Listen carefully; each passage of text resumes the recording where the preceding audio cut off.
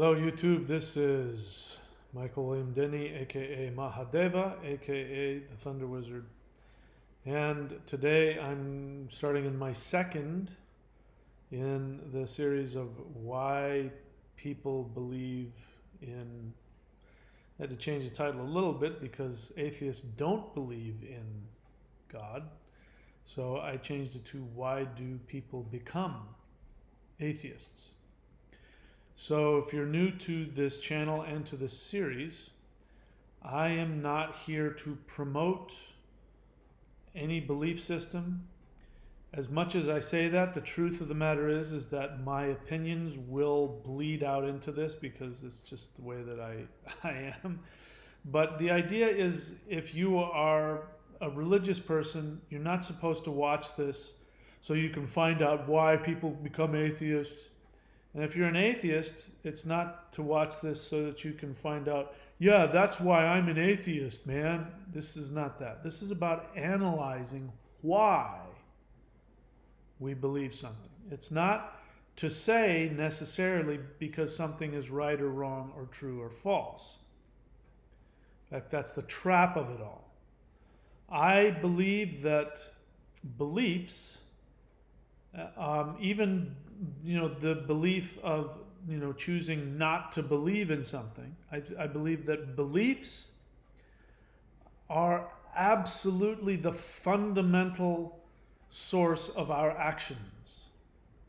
And if we can understand why we believe in something, then we can have better ability to take the actions that bring us fulfillment.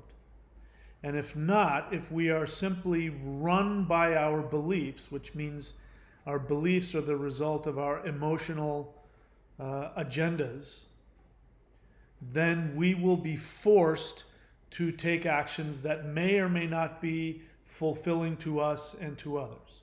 So the whole goal of this is to analyze our beliefs so that we can have a more fulfilling life.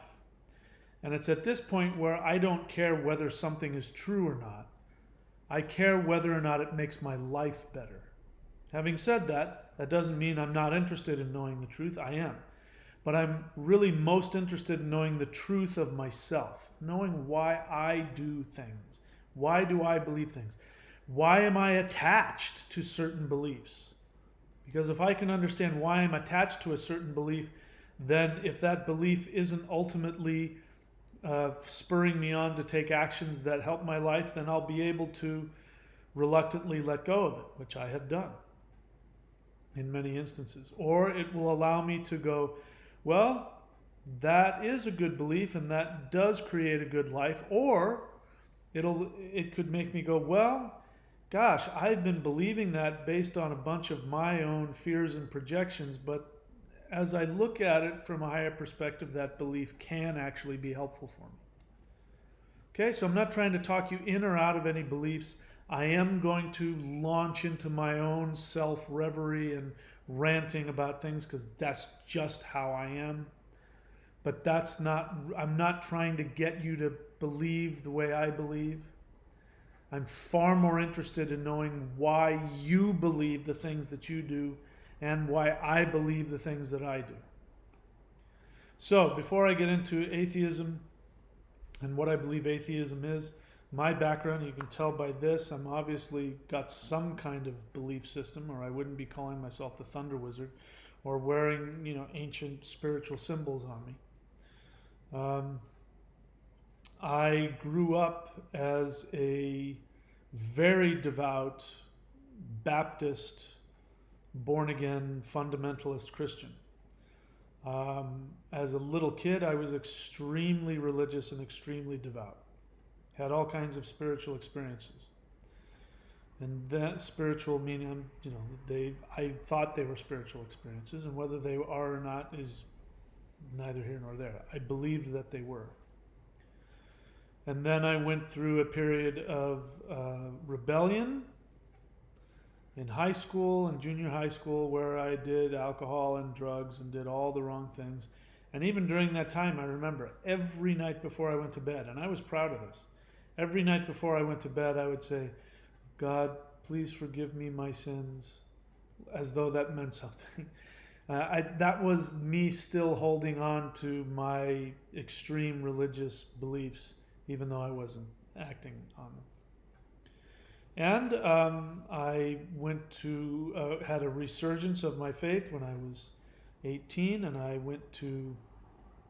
ended up going to a Bible college, Biola University, and I studied Greek and Latin and the Bible in, its original tongues, and I was going to become an evangelist. And before I graduated, I had a strong crisis of faith, and I ended up walking away from that religion. First, not because I didn't believe, but because I could no longer respect the God that I was worshiping. I thought for sure I would go to hell. And then, of course, over time, I was able to let go of that and be comfortable with the idea that maybe that religion wasn't accurate at all. So, why am I not an atheist now? I guess that's for another video. I've certainly had periods of time. One of them, the most extreme periods of agnosticism and atheism, was when my fiance, whom I loved more than any being I've ever known, and to this day, if I thought that putting a gun to my head and exiting my brains out the back of my skull would bring me into her presence, I would do it. And when she passed away and I lost all contact with her, believing that she would still talk to me in my dreams, and when that didn't happen and she actually really completely, totally left my life in any way that I could perceive, I went through a lot of doubt. What happens to the soul? Is there a God? Not God. Is there an afterlife? Sorry, Freudian slip. Is there an afterlife? Does the soul exist? And I went through I started to really understand atheism and agnosticism. I think I'm coming out of that a little more than I have been in the past. Having said all that, I'm doing that so that you can hear that I'm a human being and that I may have gone through some things like you. Having said that, I have some thoughts about why people become atheists. If you are an atheist and you're watching this, I implore you to watch it in a way to examine your emotional attachments to your beliefs or your lack of beliefs. Here's what I think. I'm not going to give you my belief just yet.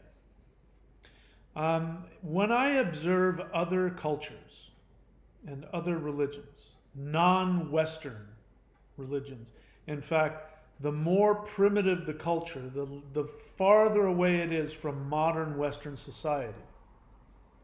Now, I haven't gone out into the field and looked at it, but just from my observation, the farther that I get away from modern Western Christian society, the less I find atheism.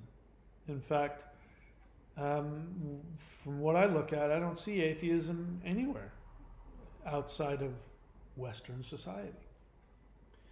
And the reason for that is understanding how other cultures believe in spirituality, if you will. If you go to a Hindu and you ask them, does Ganesha exist? They will say, yes, absolutely, Ganesha exists. You ask that same Hindu in the same breath, is Ganesha just a symbol? Yes, Ganesha is just a symbol. Is Ganesha the one true God? Yes, Ganesha is the one true God. Is Ganesha just one of the many gods? Yeah, Ganesha is one of the many gods. Is Ganesha a god that exists in his own right, in his own sphere, in his own universe? Yes, that's absolutely correct. Is Ganesha nothing more than a refraction of the one true essence of the universe. Yes, that's absolutely right. He's just one refraction. You cannot pin them down. They will have no problem shifting their belief to anything. And it's not because they don't believe. They're extremely devout in their religious fervor. They look at spirituality holographically. You go to your basic, as if there is such a thing. You go and take some primitive, tribal person, and you introduce the idea of, we believe in this God. They'll go, oh, that's your God. Okay. Well, you have to believe in our God. No, I don't. I've got my own gods over here. In fact, of the gods that we have, I don't like this one, I don't like that one, but I like this one. I believe in nature. I believe in this. I worship that rock, and that waterfall is the god completely different thought process. And then you, so the same group, you walk up to them and you say, we don't believe in any God. I'll go, oh, okay. That's your path. Good for you. To each his own. But in Western society, we have been programmed for the last 1,000 years, mind you. We have been programmed to believe that there is one God. Now you say to me, yeah, but I'm not religious. My family wasn't religious. I'm agnostic, not for any of those reasons.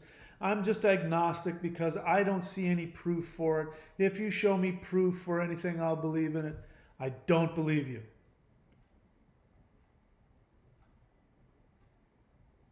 Let's talk about atheism before we get into agnosticism. Agnosticism is just atheism light. I'm not judging it. It's the fact. I mean, atheists and agnostics are basically, Canada and the United States. Which one? They both drive on the right side of the road and speak English. And come on. So an atheist, in order for this to work, I have to give my presumption about them. My theory. I have to give you my theory about it, and then I'll explain it. So for those of you who are atheist or agnostic, get ready to be offended. And hopefully you'll still stick around and be willing to take a look at yourself. It is my belief that atheists are atheists not because they don't believe in God, but because they can't believe in anything else but God. And it is so offensive to them that the only option they have is to deny God's existence because it's too intolerable. Their own monotheist belief on an unconscious level, not consciously. Consciously, they can go on for hours and hours and hours why God doesn't exist. On an unconscious level, it is my belief that they are devoutly monotheist, and they believe in Jehovah. They just don't like him. So we'll take a couple of different scenarios. Let's take an obvious extreme scenario. Everybody, if you're smart, you know what psychological projection is. If you're on this and you're an atheist and you're an intellectual atheist, you've heard of psychological projection. If I talk to you about why Christians believe in Jehovah and that it's a projection of their own insecure narcissism, you will be clapping right along with me until I turn it around on you and I say the reason why you are staunchly atheist is for the very same reason. You are projecting your own victim mentality that you have associated with that same tyrant. And so it's like telling your father, I don't love you anymore. I know you're not buying any of it. I know you don't believe it. You think I'm totally off base. I got you. I understand. If I may be so condescending, I understand. But let me explain my thought process behind it. As I said, you don't find atheists in other cultures that don't have monotheism in it. You know, if you go to Taoist cultures, you don't find atheism there. Even Buddhism is an atheism. Buddhism just doesn't, it's not that they don't believe that there is a God, it's just like, that's not important. Let me give you an example. There's a lot of Buddhism that didn't come from Buddha himself. It's stuff that's been added later and been mixed in. In fact, Buddhism, wherever it went, it mixed in. For instance, Zen Buddhism, Chan Buddhism. That is not Buddhism. That is Taoism. The Zen part, the Chan, is they took Taoist emptiness meditation, and simply it was incorporated as Buddhism came through. The Taoists just incorporated that and sort of pasted Buddhism over Taoism. That's what Shaolin is. That's why Shaolin has 5 elements. There's no such thing as wood, metal, fire, water, and earth in Buddhism. That's Taoism. So, why is that important? Oh, Buddhism. So this, I believe, if I can be so condescending and presumptuous, I believe that this is something Buddha actually said. And there's with a scripture about him when one of his students comes to him and says, Tathagata, the perfected one, I have been following you for X amount of years, and throughout that time, you have not once talked about if there is an afterlife, does the soul exist, is there heaven, is there hell, do the gods exist, and all these religious questions. And I've been waiting for you, and you've never once talked about that. And then in good poetic form, Buddha responds and he says, dear student so-and-so, when have I ever said that I was ever going to say that the soul exists, that there is a heaven or a hell, that there are gods or demons? And he goes through the whole list again. When have I ever said that I was going to teach you that? And then he says, the only thing that I have ever taught, and the only thing I ever will teach, is that that attachment brings pain. And that if you want to be free from pain, you have to be free from attachment. And he says, that's all I'm ever going to teach. So if you want to learn about all those things, then you have to go somewhere else, because I will never talk about them. It's not that he didn't believe in them. And this is the strange thing about Buddhists who say that there is no soul in Buddhism. Buddhism doesn't teach that there is or isn't a soul.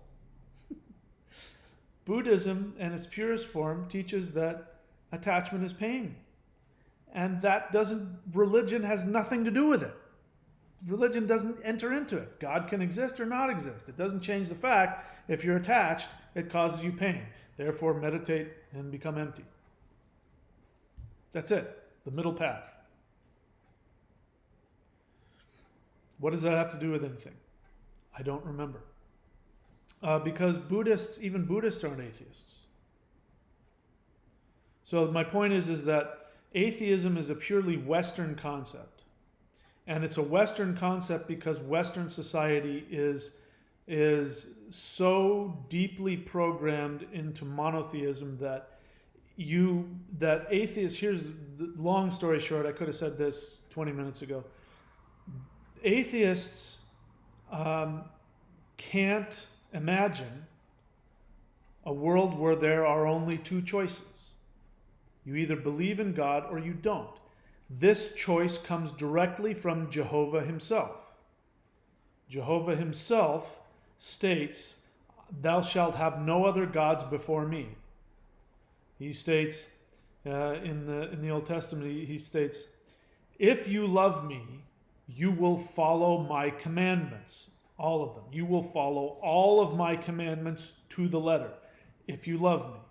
And if you love me, and if you follow all of my commandments, I will bless you this way, and this way, and this way, and this way, and you will be abundant like the stars in the blah, blah, blah, blah, blah, blah. And then he says, and if you do not follow all of my commandments, then you hate me. And if you hate me, I will punish you like this and this and this, and you will go through all of that, and make your choice.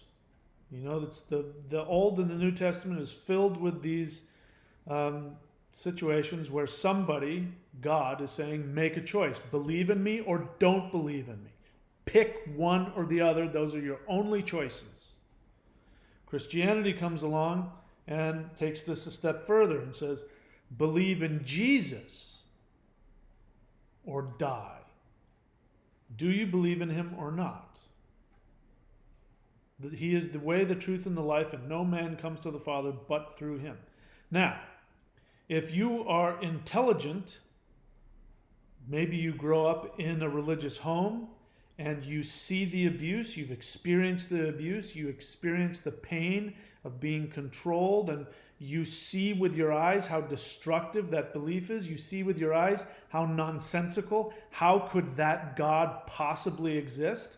Because look at what happens to the poor babies. I mean, it's interesting. I get that from atheists all the time. They go right into that. If God exists, and they go into a dualist, monotheist argument, they would say, if God exists, then why are people born in Haiti with one eye? And why are so many people born sick? And why? It all starts from an assumption. Because then they'll want to go into, well, if God really exists and God is love, why would he? That is a monotheist assumption. They are still monotheists. They just don't like him. He's mean. He's a tyrant. He's unfair. He doesn't love everybody. There are people that are born horrifically maimed, and why are there hurricanes and blood? It is a monotheist question. Because in the mind of the atheist, either God is all loving and is all there, and we live in a just universe where everything is equal and everything is good. And if any of that is false, then God doesn't exist and there is no God, and there can never be a God. And the only reason you have that dualist approach is because on an unconscious level, you still believe in him. You just don't like him. In fact, you hate him. You are rebelling against him. Same thing with Satan worshipers. Satan worshipers cannot rebel against God unless you first believe in him. So, this is the bottom line. Now let me get to the agnostics. The atheist light. Agnostics are just atheists that don't want to be criticized. They want everybody to love them. These are the codependent, passive-aggressive types. They hate God as well. They hate Jehovah. They can't stand what he does. They can't stand the thought of him owning him and doing all that. They just don't want to offend people who believe in God. But they still believe there's two choices. You either believe in God or you don't. And since I don't like God, and since it doesn't make sense, then I choose not to believe in God. And since I don't believe in Jehovah, then I automatically don't believe in any God, because it's all the same. Jehovah, Zeus, Indra, Ogun. It's all just a form of believing in God. They just have a different name for it. And that is the same argument that the monotheists who are the New Age monotheists. New Age monotheists are the same. They believe in the one true God, but they don't like him either. But they don't want to give up on the idea of believing in God. And at the same time, they don't want to piss him off. So they neutralize it into love. And it's just love. And the Bible is, the true Bible says something else. And I'm still trying to figure out what true Bible you're talking about. There is no other, that's it. There are other apocryphal books out there, but there isn't like some hidden true Bible where it says, hey man, God is a hippie and everything is cool and he loves everybody and, stuff happens and it's not a big deal and, just, hey man, let's all get along. And, Jesus was pretty cool also. He didn't really die on the cross, but he said a bunch of cool stuff and then he married Mary Magdalene and then had some kids and stuff, and they smoked weed and hung out. But, it's all just cool. And it's like, I'm not into that hateful God. I'm into the loving God. It's all the same God. You just don't like, on an unconscious level, you just don't like the one that was presented to you. So instead of denying him, because you don't want to give up on the idea, and on an unconscious level, you don't want to piss him off, you change him into Santa Claus or into something nice. I'm saying this because as I'm sitting here, I believe that I am a polytheist. I see myself as a shaman. And I'm saying that the ancient understanding of shamanism and polytheism is completely different to the dualist understanding that the Christians have, that the atheists have, that the agnostics have, and that the New Age whatevers have. They're all coming from an unconscious programming of dualist monotheism, whether they realize it or not.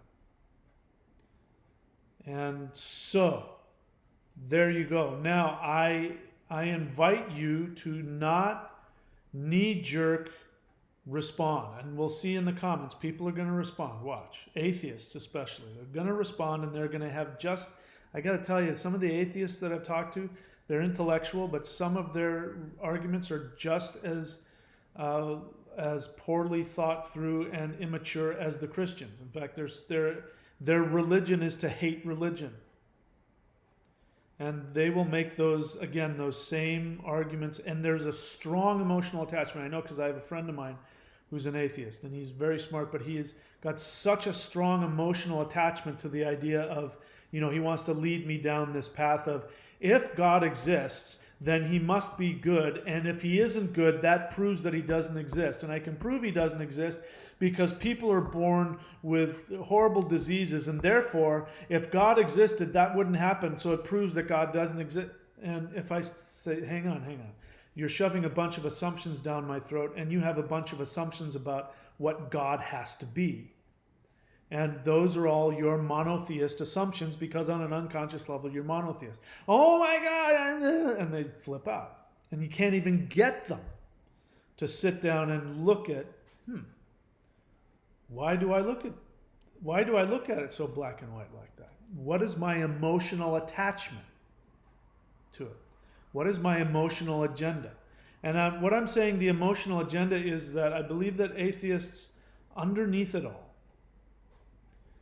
are coming from the same victim mentality as born-again Christians.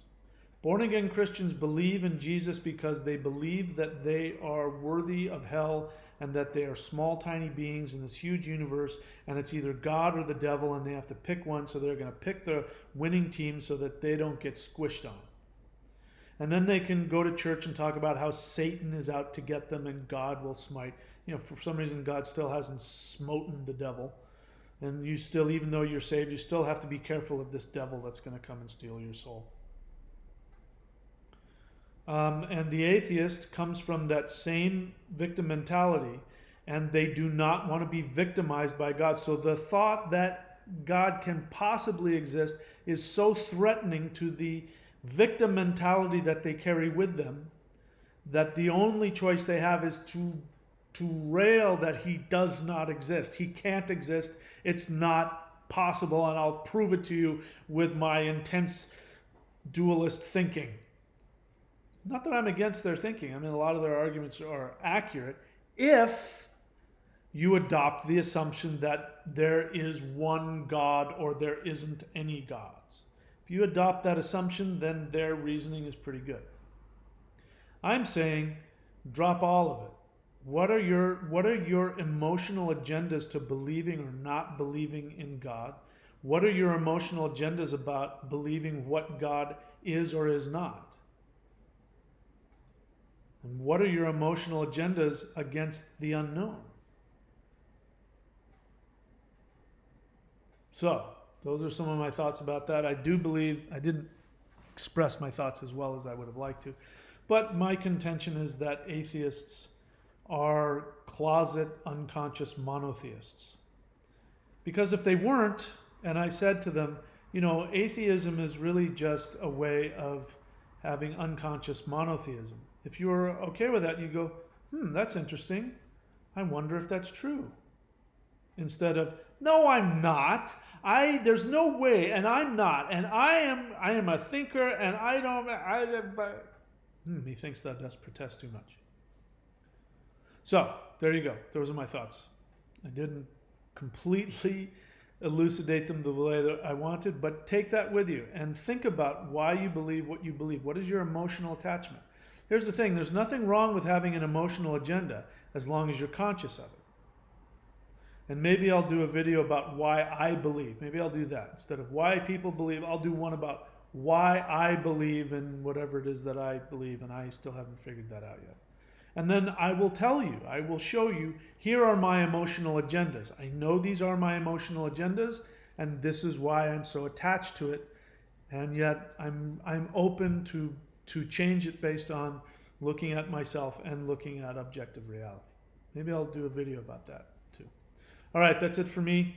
Talk to you guys later.